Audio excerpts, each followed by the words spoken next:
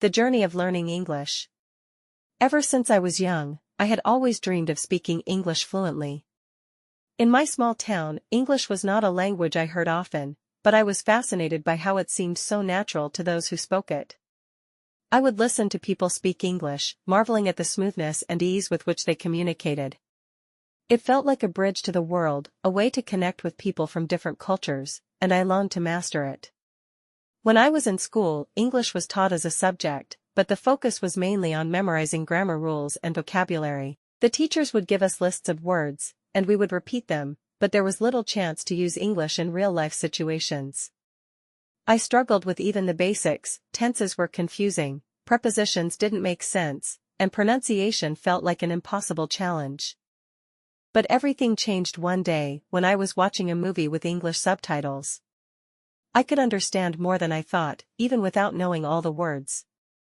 It was a small moment of triumph, and it sparked something in me. If I could understand these words in a context like a movie, maybe I could learn more.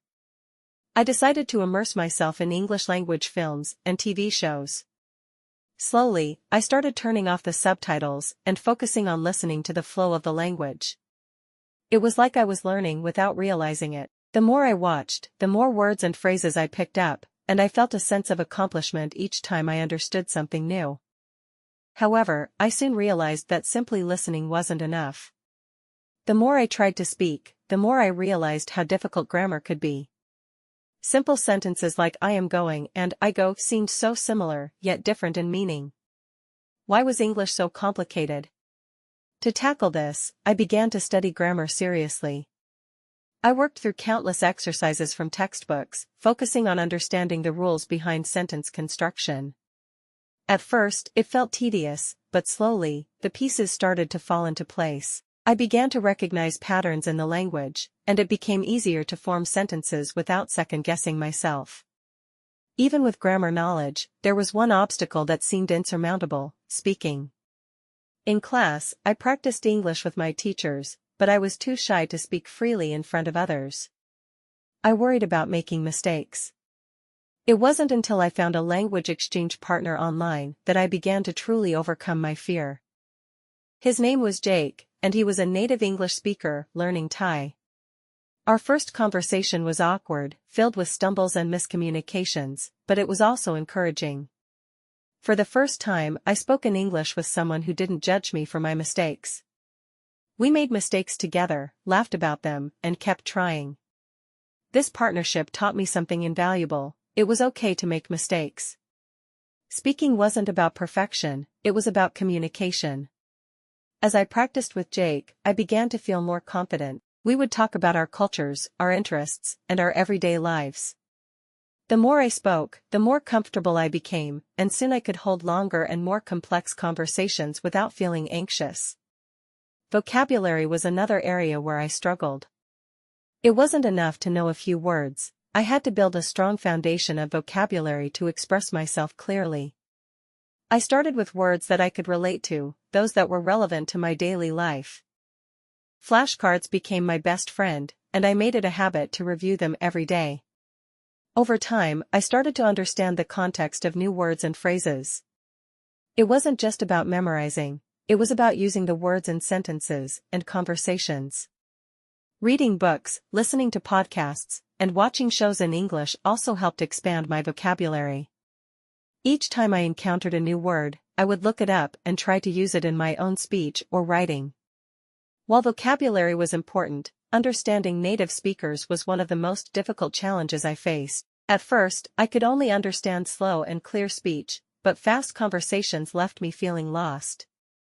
To improve my listening, I listened to English podcasts and watched TED Talks, where people spoke naturally, without slowing down for learners. The more I listened, the more I became accustomed to the rhythm of the language. It was hard at first, but gradually I began to catch more and more words. I also noticed that English accents varied greatly: British English, American English, Australian English, and many more. Each accent had its own pace, its own rhythm, and unique expressions. It was daunting at first, but eventually, I learned to recognize different accents and adapt my listening skills to understand them. Then came the turning point.